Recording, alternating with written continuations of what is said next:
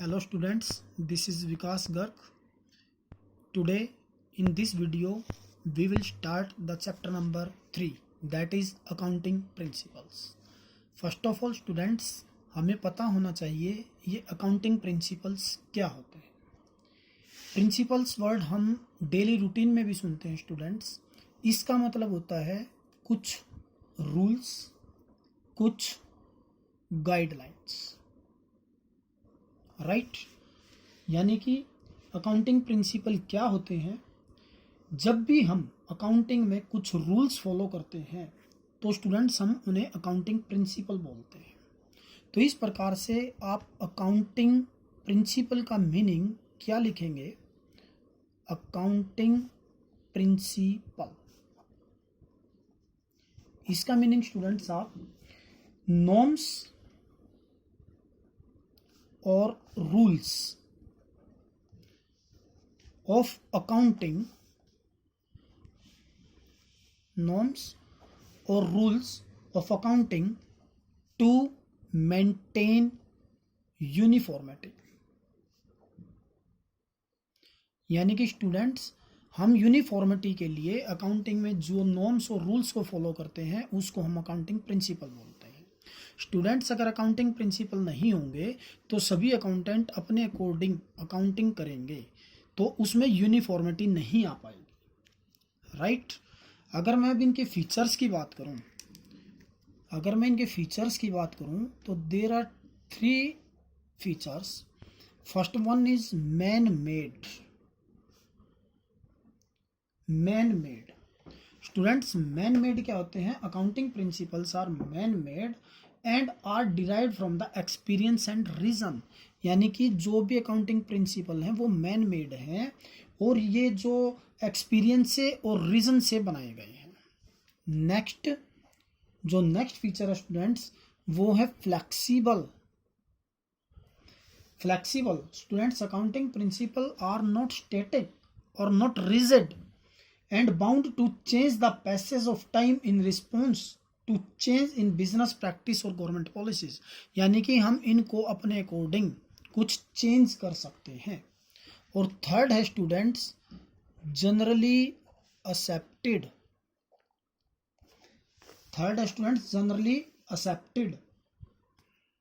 ये students generally accepted है यानी कि सभी इसको एक्सेप्ट करते हैं, जिसे हम GAAP भी बोलते हैं. इसका मतलब होता है students generally accepted accounting principle. अगर स्टूडेंट्स हम अकाउंटिंग प्रिंसिपल को कैटेगराइज करना चाहें, अकाउंटिंग प्रिंसिपल को अगर हम कैटेगराइज करना चाहें तो इसकी 2 कैटेगरी होती हैं स्टूडेंट्स, नंबर 1 और number 2.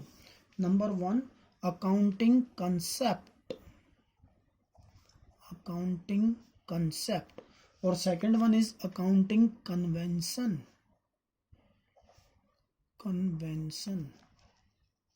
Accounting concept and accounting concept.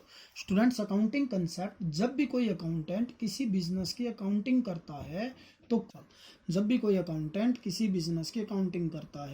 तो वो कुछ अजम्पशन के आधार पर करता है स्टूडेंट्स, जिसे हम अकाउंटिंग कंसेप्ट कहते हैं. बेसिकली मीन्स इसको फंडामेंटल अकाउंटिंग अजम्पशन भी बोलते हैं स्टूडेंट्स.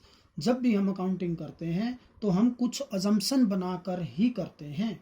और अजम्पशन का मतलब, कन्वेंशन का मतलब होता है students traditional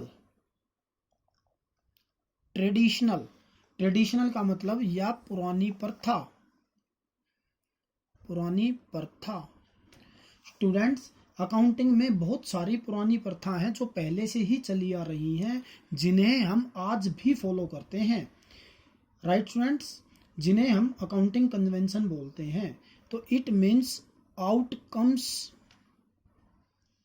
of accounting tradition. Accounting concept को में हम 3 कंसेप्ट को शामिल करते हैं students. First one is going concern concept, second one is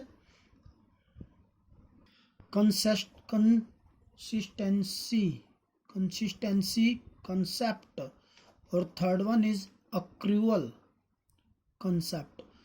हम इनको डिटेल में पढ़ेंगे और जो कन्वेंशन है स्टूडेंट्स वो हम नेक्स्ट वीडियो में करेंगे। Right, first one is going concern concept. Concern का मतलब होता है स्टूडेंट्स बिजनेस या फिर एंटरप्राइजेस, एंटरप्राइज। और गोइंग का मतलब होता है स्टूडेंट्स चलता रहे। इट मीन्स गोइंग कंसर्न का मतलब हो गया स्टूडेंट्स कि हमारा जो बिजनेस है वो लंबे समय तक चलता रहेगा। यानी कि स्टूडेंट्स जो भी अकाउंटेंट अकाउंटिंग करेगा तो वो कुछ अजम्पशन के बेस पे करेगा, और जो ये गोइंग कंसर्न है इसमें ये अकाउंटेंट मान कर चलता है कि जो हमारा बिजनेस है वो लंबे समय तक चलता रहेगा। इट मीन्स इसमें देखिए मेन पॉइंट जो बन जाएगा, it is assume that, it is assumed that business will continue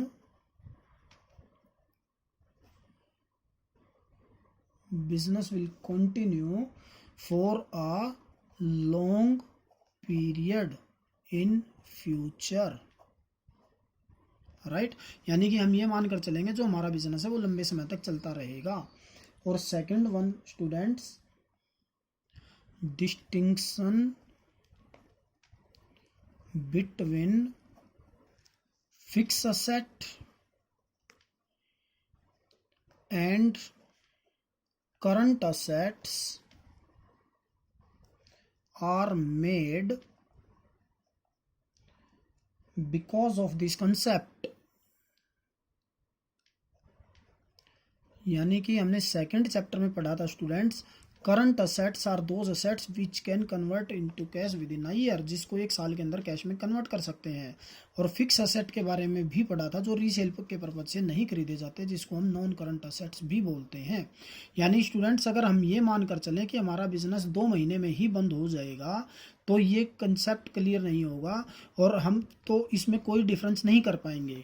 तो अगर मान लो बिजनेस 2 महीने में ही बंद होने वाला है तो क्या करंट असेट और क्या फिक्स असेट, यानी कि हम इसमें यही मानकर चलते हैं कि बिजनेस हमारा लंबे समय तक चलेगा, तभी हम फिक्स असेट या नॉन करंट असेट और करंट असेट में डिफरेंस करते हैं स्टूडेंट्स। और इसी में same distinction between capital expenditure and revenue expenditure are made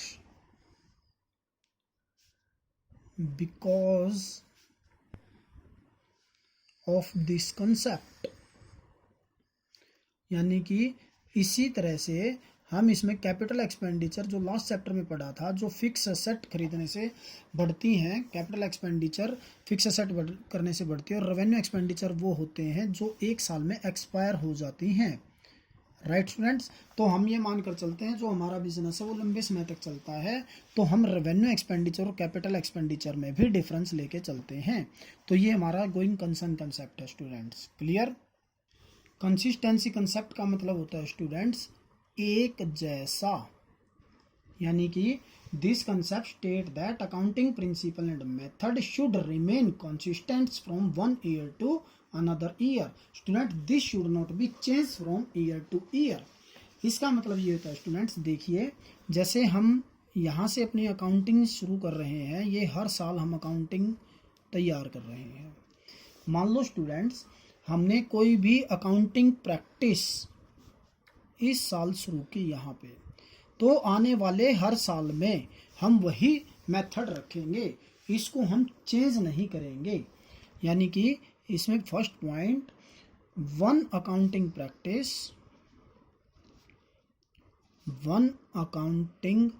practice is followed year after year.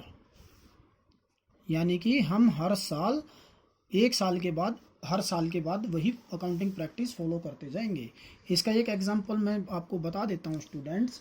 Method of depreciation, ये आने वाले चैप्टर में डेप्रिसिएशन का चैप्टर आएगा स्टूडेंट्स आगे, हम उसमें इसको डिटेल से करेंगे।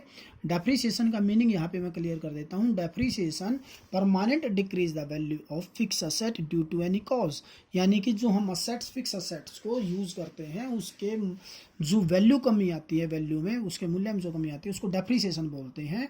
इसके दो मेथड होते हैं स्टूडेंट्स, स्ट्रेट लाइन मेथड और रिटर्न डाउन वैल्यू मेथड, यानी कि इसको हम बाद में डिटेल में करेंगे। इन दोनों मेथड्स को हम बाद में करेंगे। अभी समझाने के लिए, जैसे अगर आपने SLM method, straight line method अगर आपने एक फर्स्ट ईयर आपने यूज़ कर लिया तो आने वाले हर सालों में आप इसको इसी मेथड को यूज़ करेंगे। ऐसा नहीं है कि कभी ये और कभी वो, राइट स्टूडेंट्स। अगर हम ऐसा करेंगे, अगर हम हर साल मेथड को कोई चेंज करेंगे तो हम अपनी फर्म के कोई ट्रू प्रॉफिट और ट्रू लॉस नहीं निकाल पाएंगे, और ना ही हमारी बैलेंस शीट से जो इकोनॉमिक पोजीशन पता चलती है वो ट्रू पोजीशन पता लगेगी, राइट। और नेक्स्ट है स्टूडेंट्स अक्रूअल कंसेप्ट। देखिए स्टूडेंट्स, एक एग्जांपल्स की हेल्प से मैं आपको क्लियर करता हूँ। मेरा ये फाइनेंशियल अकाउंटिंग ईयर जो 1 अप्रैल 2015 से स्टार्ट है और ये 31 मार्च 2016 तक मेरा ये फाइनेंशियल ईयर है। इस 31 मार्च से जस्ट कुछ डेज पहले, मान लो आप 25 मार्च को, मैं एक गुड्स परचेज करता हूँ।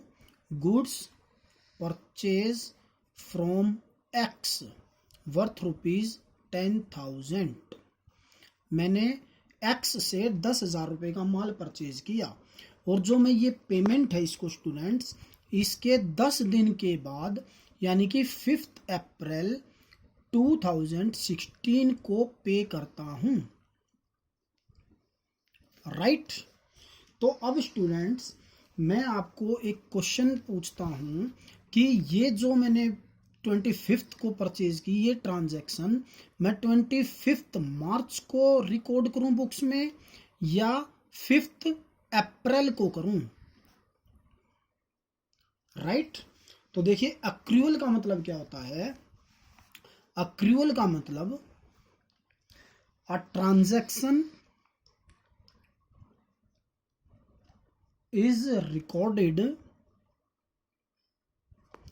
in books when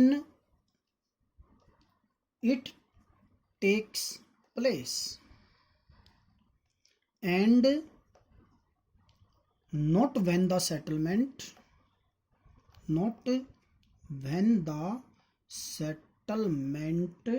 takes place।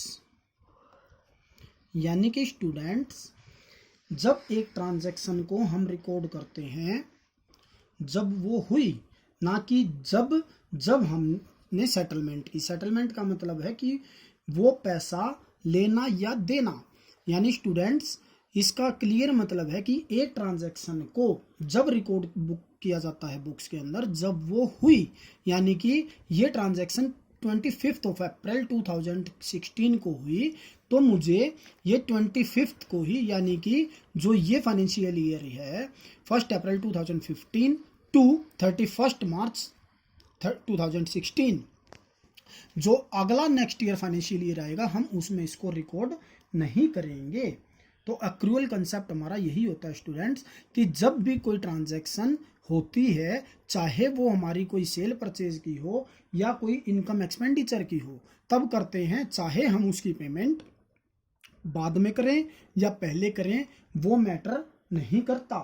तो राइट स्टूडेंट्स, तो in accrual concept revenue is recording when sales are made और सर्विसेज आर रेंडर्ड।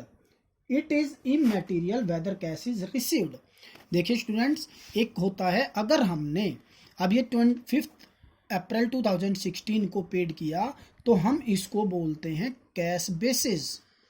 पूरे वर्ल्ड में इस कैश बेसिस को कोई फॉलो नहीं करता है स्टूडेंट्स। पूरे वर्ल्ड में एक्यूरल बेसिस को ही फॉलो किया जाता है। यानी कि एक्यूरल बेसिस में वही जब वो ट्रांजैक्शन होती है तब हम उसको रिकॉर्ड करते हैं।